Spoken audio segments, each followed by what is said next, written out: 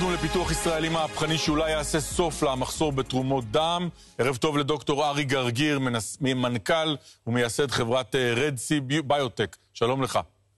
ערב טוב.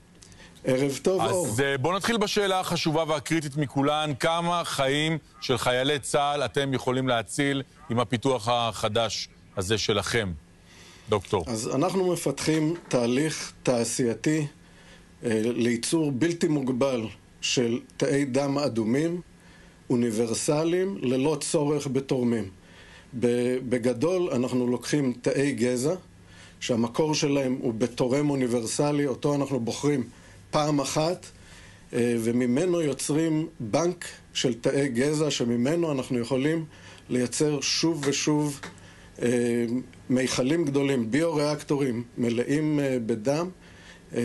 זה תהליך שלוקח בערך חודש. בסופו של תהליך אנחנו קוצרים את הביו-ריאקטורים האלה, מפרידים את הדם, שוטפים אותו ואורזים אותו בשקיות. הדם יהיה אוניברסלי כי מקור תאי הגזע הוא מאנשים שהם סוג דם O מינוס, ויתאים לכל בני אדם ללא צורך בבדיקה, מה שיפתור הרבה מאוד בעיות לוגיסטיות ובעיות של התפלגות סוגי הדם ומלאי. טוב, זה נשמע ממש מדע בדיוני, לייצר דם יש מאין ובאמת לתת אותו לחולים. זה לא מדע בדיוני, זה מדע אמיתי. תאי גזע הם תאים מיוחדים בגוף שלנו, זה תאים שיכולים להתרבות שוב ושוב, ואפשר בטכנולוגיה המיוחדת שאנחנו משתמשים בה, שהמקור שלה בטכניון ומחברת אקסלטה, אפשר להגיע לריכוזים גבוהים מאוד של תאים, ותהליך ההתמיינות של התאים האלה, להפוך אותם לתאי דם אדומים, הוא תהליך שידוע, אנחנו משפרים אותו ומתאימים אותו לייצור ברמה תעשייתית.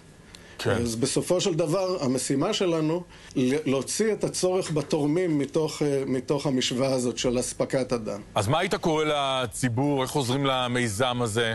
מה הייתם צריכים מאיתנו בשביל לקדם? אנחנו עושים עכשיו גיוס באמצעות הפלטפורמה של PeopleBiz, ואנשים ששומעים אותנו ומתעניינים ורוצים להצטרף למשימה שלנו, יכולים להיכנס לדף של PeopleBiz, למצוא את הדף של רדסי ביוטק, ולהצטרף כמשקיעים ובעלי מניות אלינו, לחברה. יפה. אז המון בהצלחה וכל הכבוד על הפיתוח. תודה, דוקטור, שדיברת איתנו.